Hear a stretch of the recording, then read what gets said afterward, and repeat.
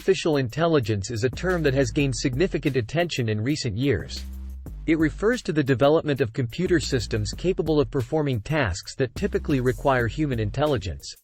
In simple terms, AI involves creating machines and programs that can mimic cognitive functions such as learning, problem-solving, and decision-making. The definition of AI is not set in stone and can vary depending on who you ask. However, at its core, it encompasses the idea of developing intelligent systems that can analyze data, recognize patterns, and make predictions or decisions based on this analysis. One key aspect of AI is its ability to learn from experience.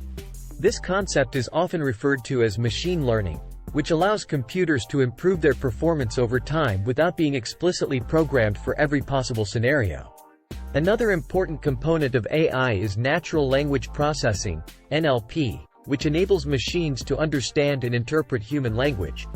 NLP plays a crucial role in applications such as voice assistants and chatbots. The definition of artificial intelligence revolves around creating intelligent systems that possess human-like capabilities such as reasoning, learning, perception, and communication.